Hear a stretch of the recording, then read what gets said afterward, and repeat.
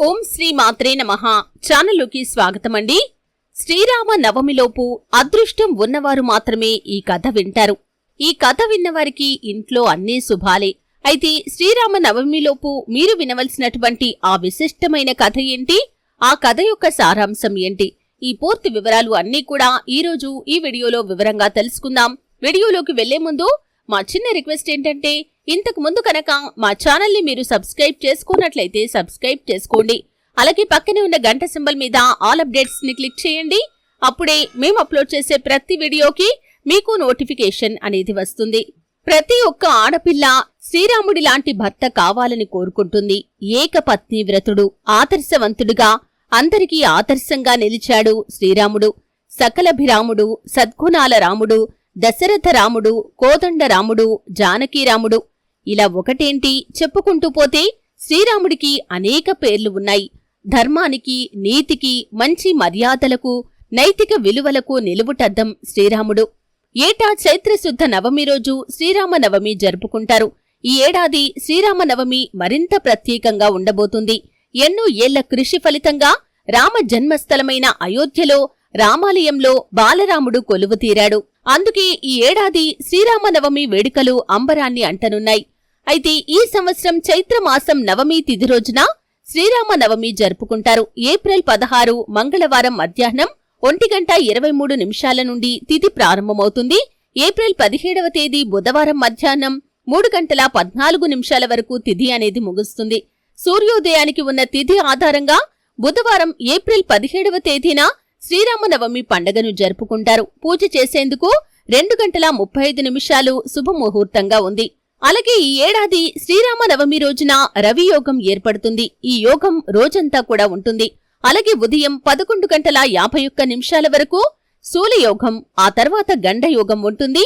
ఆశ్లేష నక్షత్రం తెల్లవారుజాము నుంచి రాత్రి వరకు ఉంటుంది. రవియోగంలో సూర్యుడు చాలా బలమైన స్థానంలో ఉంటాడు.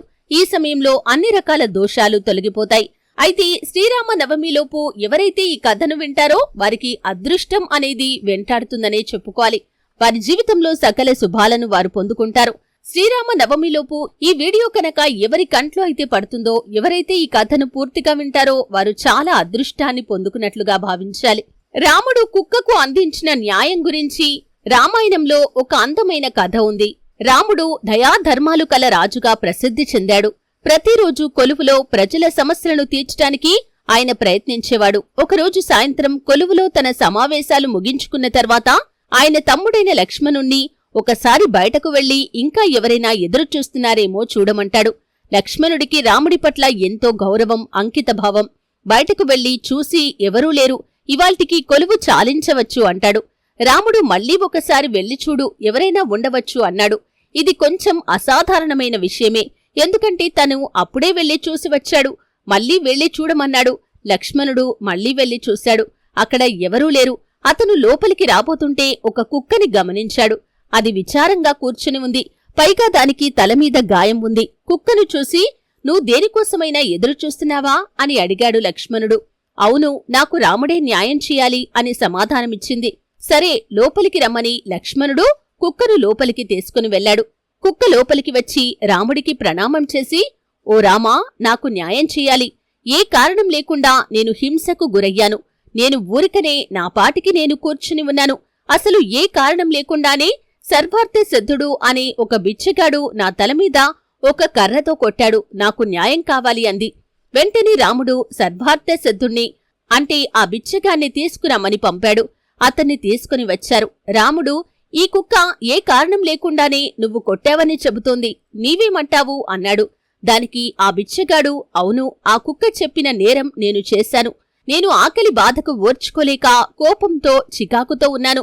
ఈ కుక్క నా తోవలో కూర్చుని ఉంది.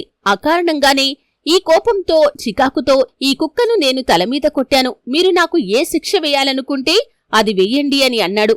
అప్పుడు రాముడు ఈ విషయం తన మంత్రులతో, సభలోని వారితో కూడా చర్చించాడు. ఈ బిచ్చగాడికి ఏ శిక్ష వెయ్యాలంటారు అని అడుగుతాడు. వారందరూ ఆలోచించారు. కొంచెం ఆగండి, ఇది ఎంతో క్లిష్టమైన సమస్య. మొదట ఇది ఒక మనిషికి ఒక కుక్కకి మధ్య సమస్య. మనకు తెలిసిన ధర్మాలన్నీ ఇక్కడ వర్తించవు. మీరు రాజు కాబట్టి మీరే తీర్పు చెప్పవచ్చు అంటారు. రాముడు ఆ కుక్కను, నువ్వేమంటావు, నువ్వు ఏదైనా సలహా ఇస్తావా అని అడిగాడు. ఆ కుక్క అవును, అతనికి వేయటానికి సరైన శిక్ష ఏదో నాకు తెలుసు అంటుంది. అదేమిటో చెప్పమన్నాడు రాముడు. కలింజర్ మఠానికి ఇతన్ని మఠాధిపతిని చేయండి అంది. రాముడు సరేనన్నాడు. ఆ బిచ్చగాణ్ణి కలింజర్ మఠానికి మఠాధిపతిని చేశారు. అది ఎంతో ప్రఖ్యాతిగాంచిన మఠం. రాముడు ఒక ఏనుగును తెప్పించాడు. శిక్షకు సంబరపడిపోతూ ఆ బిచ్చగాడు ఏనుగును ఎక్కి సంతోషంగా మఠానికి వెళ్లాడు. సభలోని వారు ఇదేం తీర్పు, అసలు ఇది శిక్షేనా? అతను ఎంతో సంతోషంగా ఉన్నాడు అన్నారు. అప్పుడు రాముడు ఆ కుక్కను వివరించి చెప్పమన్నాడు. ఆ కుక్క పూర్వజన్మలో నేను కలింజర్ మఠానికి అధిపతిని, నేను అక్కడికి ఆధ్యాత్మిక ఉన్నతి పొందాలని వెళ్లాను. ఈ మఠం ఇంకా ఎంతో మందికి ఆధ్యాత్మిక ఉన్నతి కల్పించటంలో తోడ్పడింది. నాకు, నాతో పాటు ఇంకా అందరికీ ఇదే కలగాలన్న అంకిత భావంతోనే మొదట నేను వెళ్లాను.